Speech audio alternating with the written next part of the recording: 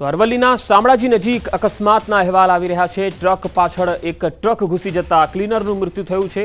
Driver ટ્રકમાં ફસાઈ જતા ભારે જહેમત બાદ બહાર કઢાયો। ઇજાગ્રસ્ત ડ્રાઈવરને સારવાર માટે ખસેડાયો છે। શામળાજી પોલીસે અકસ્માત અંગે કાર્યવાહી હાથ ધરી છે। તસવીરો આવી રહી છે, તમે જોઈ શકો છો। શામળાજીથી આ દ્રશ્યો આવી રહ્યા છે અને એક ટ્રક પાછળ બીજી એક ટ્રક ઘૂસી ગઈ અને તેમાં ક્લીનરનું મૃત્યુ થયું છે। અકસ્માતને લઈને જે તસવીરો આવી છે તેને જોઈને સમજી શકાય છે કે અકસ્માત કેટલો ગંભીર હશે। આ તરફ સુરેન્દ્રનગરના પાટડી નજીક ટ્રક પલટી ગઈ। શ્રમિકો ભરેલી ટ્રક પલટી ગઈ। અકસ્માતમાં 20 શ્રમિકો ઇજાગ્રસ્ત થયા। પાટડી તાલુકાના ખેરવા જેજરી રોડ પર મજૂરોને લઈને જતી આઈસર ટ્રકને અકસ્માત નડ્યો। સોખડા ગામના પાટિયા પાસે મજૂરો ભરેલ આઈસરના ચાલકે સ્ટીયરિંગ પરનો કાબુ ગુમાવતા આઈસર પલટી ખાઈ જતા 20 મજૂરોને ઇજાઓ પહોંચી। સાવરકુંડલા નજીક ઓડિયા ગામ પાસે અકસ્માત સર્જાયો। ખાનગી બસ અને ઇકો ગાડી વચ્ચે અકસ્માત થયો। ખાનગી બસ સાવરકુંડલાથી મુંબઈ જઈ રહી હતી અને ઇકો ગાડી અમરેલીથી સાવરકુંડલા આવી રહી હતી। અકસ્માતમાં એક મહિલા અને 2 પુરુષોને ઈજા થઈ। તમામ ઈજાગ્રસ્તોને 108 મારફતે સાવરકુંડલા સિવિલ હોસ્પિટલ ખસેડાયા છે। વધુ સારવાર માટે સાવરકુંડલાથી અમરેલી રિફર કરાયા। ઘટના સ્થળે પોલીસ કાફલો દોડી આવ્યો અને કાર્યવાહી હાથ ધરાઈ। તો ઇજાગ્રસ્તોને સાવરકુંડલાથી અમરેલી લઈ જવાયા। ખાનગી બસ અને ઇકો કાર વચ્ચે આ અકસ્માતનો બનાવ જે તસવીરો આવી રહી છે તમે જોઈ શકો છો કે બસ જે છે એ સાવરકુંડલાથી મુંબઈ જઈ રહી હતી અને આ ઇકો કારમાં જે વ્યક્તિઓ સવાર હતા તેઓ ઇજાગ્રસ્ત થયા છે। એક મહિલા અને 2 પુરુષોને ઈજા થઈ છે। સાવરકુંડલા સિવિલ હોસ્પિટલમાં જે ઘાયલો છે તેમને ખસેડવામાં આવ્યા છે। ઇજાગ્રસ્તોને સાવરકુંડલાથી અમરેલી વધુ સારવાર માટે લઈ જવાયા। અમરેલીથી સંવાદદાતા રાજન ગઢિયા જોડાયા છે। રાજન, આ સમગ્ર અકસ્માતને લઈને હાલ લેટેસ્ટ અપડેટ શું છે? પંકજ, આ જે સમગ્ર અકસ્માત જે સર્જાયો છે સાવરકુંડલાના ઓળિયા ગામ નજીક આ અકસ્માત સર્જાયો છે। ખાનગી બસ અને ઇકો ગાડી વચ્ચે સર્જાયેલ અકસ્માતમાં કેટલાક લોકો ઇજાગ્રસ્ત થયા છે। તેમને સાવરકુંડલા અને અમરેલી 108 દ્વારા રિફર કરવામાં આવ્યા છે। જોકે જે રીતે દ્રશ્યો આપ જોઈ શકો છો તે પ્રમાણે જે અકસ્માત છે ખૂબ ગંભીર અકસ્માત કહી શકાય, પરંતુ સદભાગ્યે કોઈ જાનહાનિ થઈ હોય તેવું હજુ સુધી સામે આવ્યું નથી। હજુ સુધી ઈજાગ્રસ્તોના નામ આવ્યા છે। લગભગ 4 થી વધુ લોકો ઈજાગ્રસ્ત છે અને તમામ લોકોને સારવાર માટે ખસેડવામાં આવ્યા છે। જી રાજન, આભાર માહિતી આપવા માટે। અંકલેશ્વરના સારંગપુર પાટિયા પાસે અકસ્માત થયો। રોંગ સાઈડમાં આવતા ટ્રકે બાઇકને અડફેટે લીધી। આ અકસ્માતની ઘટના સીસીટીવીમાં પણ કેદ થઈ છે। રોંગ સાઈડમાં પૂર ઝડપે આવતા ટ્રક સાથે બાઇકની જોરદાર ટક્કર થઈ। અકસ્માતમાં બાઇક ચાલક ઉછળીને રોડ પર પટકાયો। ઇજાગ્રસ્તને સારવાર માટે હોસ્પિટલ ખસેડાયો છે। તો આ તસવીરો જોઈ શકો છો। બાઇક ચાલક ઉછળીને રોડ પર પટકાયો અને આખો આ બનાવ સીસીટીવીમાં પણ કેદ થઈ ગયો। ભરૂચમાં આ બનાવ બન્યો જ્યાં રોંગ સાઈડમાં આવતા ટ્રકે એક બાઇકને અડફેટે લીધું હતું।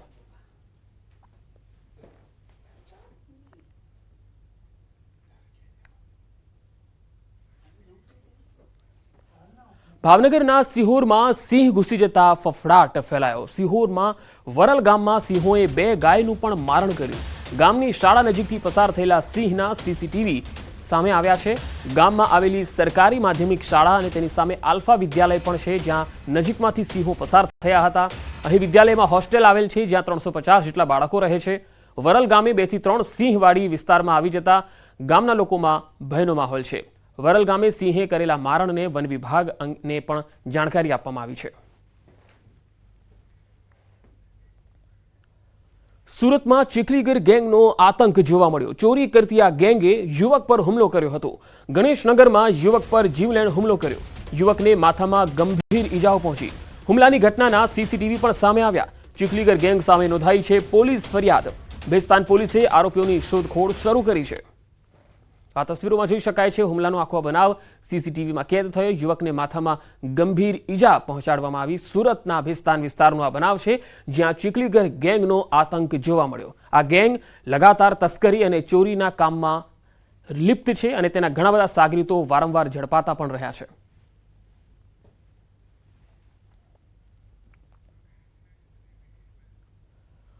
ગુજરાત એટીએસે પકડેલા આતંકી અંગે સૌથી મોટા ખુલાસા। એટીએસનું હરિયાણામાં ઓપરેશન, યુપીમાં પણ તપાસ ચાલી રહી છે।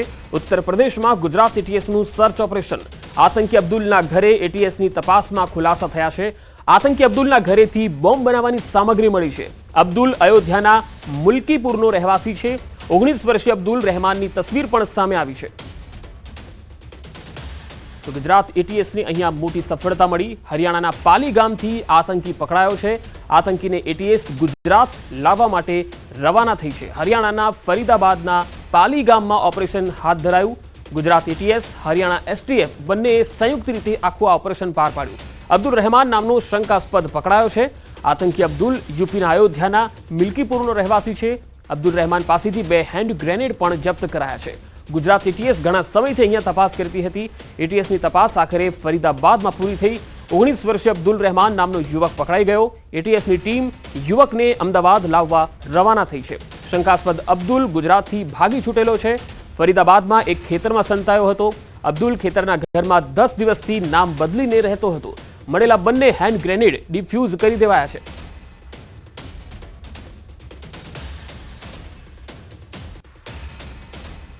उस टाइम मैं घर था लेकिन गांव में हल्ला हुआ कि आतंकवादी आ गया। फिर मैं यहाँ पे आया, यहाँ पे देखा कि काफी भीड़ लगी हुई है, पुलिस फोर्स काफी आई हुई है।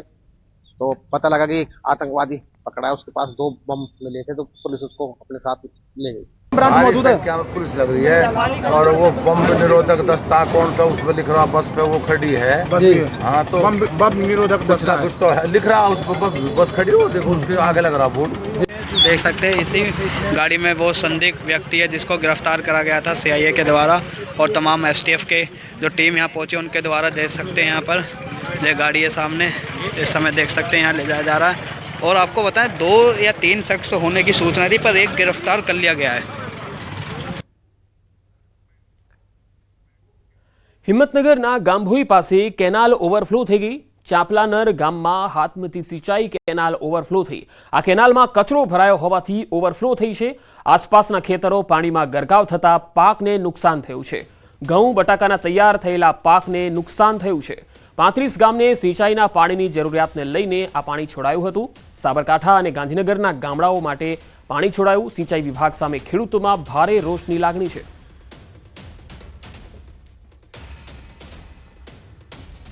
દારૂ હેરાફેરી માટે બુટલેગરોનો કિમિયો। કારમાં દારૂ છુપાવ્યો, પોલીસની નજરથી ન બચી શક્યા।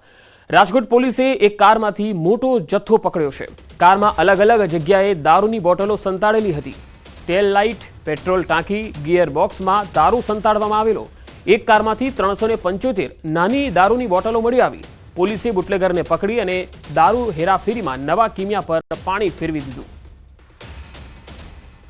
તો તમે જોઈ શકો છો રાજકોટમાં આ જે બુટલેગરો છે એ દારૂ વેચવા અને તેની હેરાફેરી કરવા કેવા નવા નવા કિમિયાઓ અપનાવે છે। આ એકમાત્ર ગાડી છે જેમાંથી 375 જેટલી દારૂની નાની બોટલો મળી આવી છે।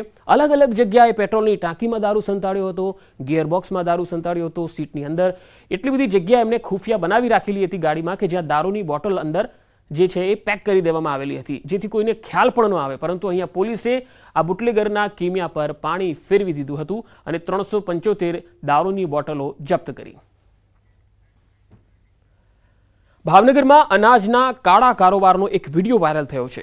અનાજ સગે વગે કરાતું હોવાનો આ વિડીયો છે। રિક્ષામાં ઘઉં અને ચોખાનો જથ્થો લઈ જવામાં આવી રહ્યો છે। જાગૃત નાગરિક દ્વારા આ વિડીયોને લઈ વાયરલ કરવામાં આવ્યો। છેલ્લા ઘણા સમયથી ભાવનગર શહેર અને જિલ્લામાં આ પ્રકારે ગરીબ પરિવારો પાસેથી રૂપિયાના દમ ઉપર ઘઉં અને ચોખા ઉઘરાવી લૂઝ માલ અનાજ માફિયાઓ સુધી પહોંચાડવામાં આવે છે। ઘટના અંગે પુરવઠા વિભાગ દ્વારા જણાવાયું છે કે વાયરલ વિડીયોને લઈ હવે તપાસ કરવામાં આવશે।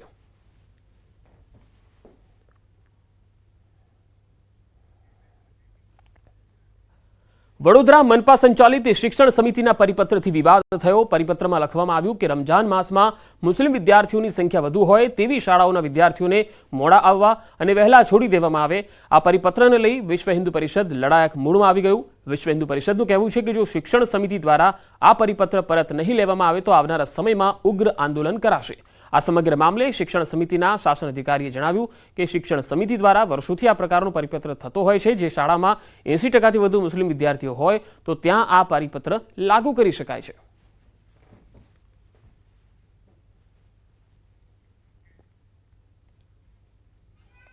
રમજાન માસ દરમિયાન મુસ્લિમ વધુ વસ્તી ધરાવતા બાળકો જ્યાં ભણતા હોય એ શાળાઓમાં બાળકોને 2 કલાક વહેલા છોડી દેવા અને 2 કલાક મોડા આવવું એવું પરિપત્રમાં સમયનો ફેરફાર કરેલ છે, તેનો વિરોધ છે।